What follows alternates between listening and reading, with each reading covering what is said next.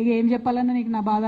నేనేమంటున్నా అంటే అనుచితమైనటువంటి వ్యాఖ్యలు ఒక ఇంటి ఆడబిడ్డగా నా మీద చేస్తే యావత్ తెలంగాణ బాధపడి అనేక మంది ఎక్కడికక్కడ డైరెక్ట్గా రియాక్ట్ అయినారు. మరి ఏమైందో ఏమో నాకు తెలియదు, కానీ బీఆర్ఎస్ పార్టీలో ఉన్న అన్నదమ్ములకు వాళ్ళు మాత్రం ఎవరు రియాక్ట్ కాలేదు. ఎందుకు కాలేదు అన్నటువంటి విషయం ఒకటి ఆలోచించాలి.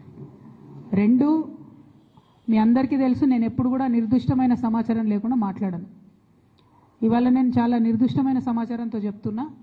ఆ వ్యాఖ్యల వెనుక ఒక బీఆర్ఎస్ పెద్ద నాయకుడి హస్తం ఉన్నది. అందుకనే బీఆర్ఎస్ పార్టీ నాయకులు ఎవడు కూడా రియాక్ట్ కాలేదని చెప్పి నేను బలంగా నమ్ముతా ఉన్నాను. ఆ కుట్రలు చేసిన పెద్ద నాయకులు ఏమనుకుంటున్నారంటే నా దగ్గర ఎవరో 10 మందిని పెట్టి నా దగ్గర జరిగే అంశాల సమాచారం ఎప్పటికప్పుడు తీసుకుంటున్నామని చావు తెలివితేటలు ప్రదర్శిస్తున్నారు.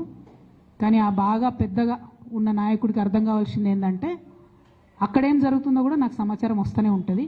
సో మీరు ఏ టైంలో ఎవరిని కలిశారు, నా మీద వ్యాఖ్యలు చేయడానికి మీరు ఎవరిని ప్రోత్సహించారు, మీరు ఎంత కింద స్థాయికి దిగజారి ఒక ఆడబిడ్డ మీద అటువంటి వ్యాఖ్యలు చేయించారు, ఇవన్నీ కూడా నేను చూస్తున్నా, గమనిస్తున్నా.